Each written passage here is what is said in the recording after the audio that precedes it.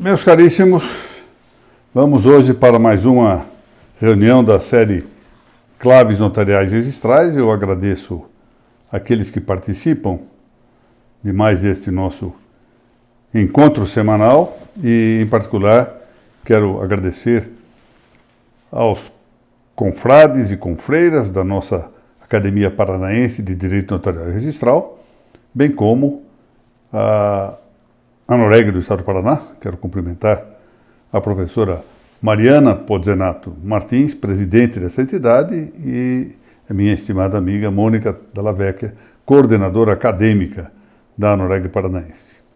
Estamos aqui mais ou menos fazendo como é que poderia dizer isso? Um jeito mais ou menos acampado, por assim dizer, de realizar este nosso encontro, porque é o meu desktop, por onde normalmente gravo ou apresento ao vivo essas nossas reuniões, resolveu dar um tempo de descanso para si próprio. Então, estou sem o desktop, então vamos fazer a gravação aqui por esse meio, de algum modo, temporário, provisório. Muito bem. Nós estamos cuidando nas claves das fontes do direito notarial registral, tratando do costume, e já examinado sobre muitos aspectos o costume, a distinção entre costume de conduta e costume interpretativo, ou costume também de compreensão, chegamos agora com a necessidade de examinar um ponto particular dos costumes, ponto particular que diz muito respeito à história toda do notariado, do tabelionato de notas, no modelo latino, que é o modelo adotado no Brasil. Eu me refiro, de maneira particular, às fórmulas notariais. Tema sobre o qual nós vamos, na próxima exposição, tratar com algumas indicações históricas importantes acerca da obra, sobretudo, de Rolandino, sobretudo da Suma de Rolandino. E na sequência, claro, da Aurora também, desse mesmo autor. Mas, por enquanto, eu queria tecer algumas considerações gerais sobre essas ideias de fórmula para o notariado e, de algum modo, também para os registros. Eu queria reportar-me aqui a uma circunstância interessante. Lá na década de 90 do século passado, eu tendo de ministrar algumas aulas, num aspecto teórico, mas no outro aspecto também prático sobre o registro de imóveis, vali-me de fórmulas que haviam sido preparadas com muita competência pelo registrador Ademar Ferranelli, que tinha um modelo, naturalmente um exemplo artificial, de matrícula, com todos os atos suscetíveis de serem ali registrados e averbados, com as suas correspondentes redações. São fórmulas de redação.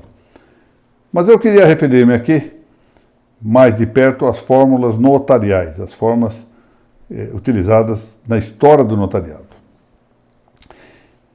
Antes de tudo, entretanto, vejamos que a vida mesmo está sujeita a uma série de fórmulas que nós consideramos. Ou seja, a fórmula entendida como, esse é talvez o conceito que nós devemos adotar para as nossas considerações aqui, fórmula entendida como um modelo conciso e preciso de enunciar alguma coisa. Portanto, um modelo conciso e preciso de enunciado. Isso é uma fórmula. Pensemos, por exemplo, nas fórmulas da matemática, nas fórmulas da química, aquelas fórmulas imensas da química orgânica, as fórmulas da física. Podemos, de outro modo, também pensar nas fórmulas da vida, mesmo a nossa, no dia a dia, mesmo essas fórmulas de cortesia. Eu não só me reporto àquelas fórmulas conhecidas, fórmulas de modéstia, não é? Que são conhecidas até hoje, né? Alguém dizer que parvus servum servorum, ou seja, o pequeno servo dos servos. Ou então uma outra que foi usada por São Jerônimo, que dizia ego pulex et Christianorum minimum, ou seja, eu sou uma pulga e o menorzinho, o mínimo dos cristãos. fórmula usada por São Jerônimo. Na vida mesmo nossa, nós temos sempre essas fórmulas que fazem bem, porque a serem verdadeiras, né, quando não escondem um modo de cultivar a vaidade, parecendo hipocritamente humilde, mas, por exemplo, formas como essa: olha, deixo isso para que façam outros que tenham mais engenho e arte. Eu próprio me valho de uma expressão muito frequente quando tenho de referir algum convite que me fazem para uma palestra ou alguma coisa. Eu costumo dizer, foi um generoso convite, um engano generoso. Convidaram-me por engano e eu acabei aceitando. Uma fórmula que, volto a dizer, a ser verdadeira, a ser realmente um ato de reconhecimento, de humildade, é uma fórmula adequada. Muitas vezes é mera fórmula externa e que mal esconde uma certa vaidade. Todos nós somos vítimas desse pecado, uns mais, outros menos, o pecado de vaidade. Isso é inevitável, faz parte da rede dos pecados capitais, não é? Soberba, orgulho, etc. Bom, mas as fórmulas, por outro lado, elas se tornaram realmente muito importantes na história do pensamento. E entre essas fórmulas que nós podemos dizer relevantes para todo o pensamento, nós vamos encontrar fórmulas, por exemplo, na área da religião. Na área da religião, sempre se pensou na necessidade de fórmulas para dogmatizar algumas coisas sob pena de que o objeto da fé se perdesse e só fosse objeto do conhecimento daqueles que pudessem meditar muito, que tivessem uma capacidade apreensiva distinguida.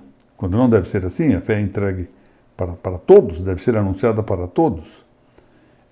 Uma das características apontadas, por exemplo, desse grande autor, que foi Romano Amério. Romano Amério foi um pensador suíço de língua italiana, que escreveu um livro que é importante que se leia, muito importante que se leia esse livro, chamado Iota Unum. Iota Unum. Foi traduzido recentemente para o português. Esse livro foi escrito em italiano, a edição original é italiana. Depois foi traduzido para outros idiomas. A primeira versão que eu tive desse livro era uma versão ao castelhano. E agora, recentemente, acho que há uns 2 anos, traduziu-se para o português. Iota Unum, de Romano Amério.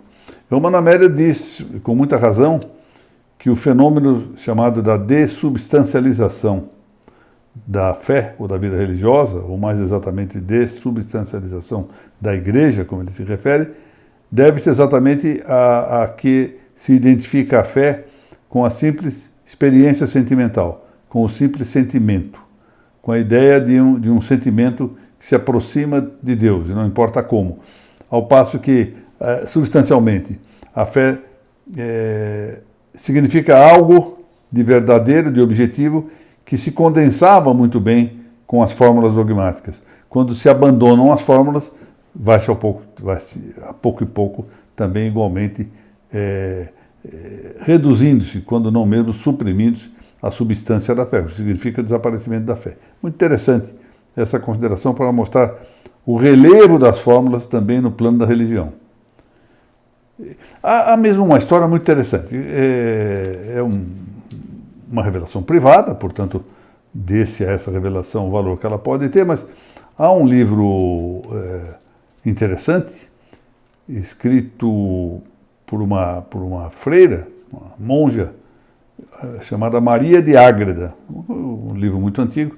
A Maria de Ágreda narra aquilo que ela diz ter sido uma revelação privada que ela recebeu, a história da elaboração dos 14 artigos do credo. Ou seja, os cristãos rezam o credo, nas suas várias formulações, e essas formulações têm 14 artigos. E ela conta como foi que, segundo ela, essas fórmulas foram indicadas para formar uma fórmula maior que integra todo o credo. Cada artigo é uma fórmula e o conjunto também diz respeito à fórmula geral. Muito bem. Na vida das universidades, é interessante considerar como essas fórmulas também, nos primeiros tempos, foram características, e isso interessa muito a história do notariado, porque havia fórmulas, por exemplo, no século XV, foi elaborado um manual de instrução, por meio de fórmulas de cortesia, de como um aluno da universidade, um estudante universitário, deveria comportar-se em relação aos seus professores, ou seja, a forma de cumprimentá-los, a forma de despedir-se, a forma de pedir desculpa, a forma de convidar os professores para jantar com os pais dos universitários. Fórmulas todas de cortesia para o bem viver, para a boa educação no ambiente universitário. E quanto ao direito, em particular, agora o direito em geral e não só o direito notarial. Com a invasão bárbara dos povos bárbaros, já na chamada Alta Idade Média, eu sei que alguns falam na Antiguidade Estendida, né? Antiguidade que supera, portanto, o século IV, século V, e vai adiante, segundo alguns autores. As grandes construções, que nós poderíamos chamar de grandes códigos, por assim dizer, ou grandes consolidações, por exemplo, a obra elaborada por Justiniano, vai perdendo a sua aplicação, a sua consideração, até porque aqueles povos muitas vezes desconheciam a língua latina, frequentemente a desconheciam. Então, em vez dessas grandes compilações, dessas grandes consolidações, desses grandes códigos, tal a obra de Justiniano, passam a elaborar-se livros simplificados. Aliás, esse é um dos defeitos atribuíveis aos formulários. São quase sempre manuais, quase sempre não são propícios para a grande teorização. Esse é o aspecto ruim, certa superficialização do conhecimento. Mas, por outro lado, tem a vantagem de tornar prático e tornar seguro aquilo que está sendo, na vida do direito, importante, especialmente nesse período da invasão dos bárbaros. Aquilo era importante consolidar tudo em uma linguagem concisa, adequada. Por isso que eu digo que, relembremos bem isso, a fórmula é um modelo conciso e preciso de enunciado. E claro, a discussão vai gerar-se e impor-se em saber o que é um modelo conciso. Alguns considerarão mais ou menos conciso, conforme maior ou menor número de palavras, e podemos chegar então a quadros de tal superficialidade que as hipóteses não serão adequadamente distinguidas. Não foi isso que ocorreu com a história do direito notarial. Nós teremos oportunidade de ver, se Deus assim permitir, na semana que vem, alguma coisa para mostrar a grandeza das fórmulas que foram elaboradas ao longo da alta e da baixa medieval, especialmente recolhidas por Rolandino, vamos lembrar bem isso, mas também com o apoio depois de Pedro de Usola, de Salatiel e de outros autores importantes, para termos consolidadas algumas fórmulas que vão chegar, de algum modo, aos tempos contemporâneos, com as suas adaptações, mas vão chegar aos tempos contemporâneos. Isso nós veremos já na nossa próxima exposição. Eu quero agradecer mais uma vez a todos aqueles que participaram desta nossa explanação, excusar-me do defeito técnico que impediu a gravação da aula pelos meios habituais. Estamos aqui, como eu disse, acampados, né, com o celular. Mas é assim, a confiança na técnica tem que ser muito prudente, porque quando ela falha de vez, ou falha com grande prejuízo.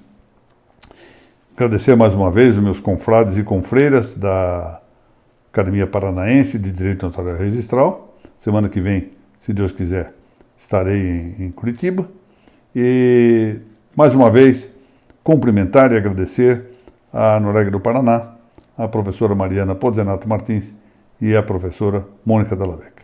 Até a semana que vem, se Deus assim permitir.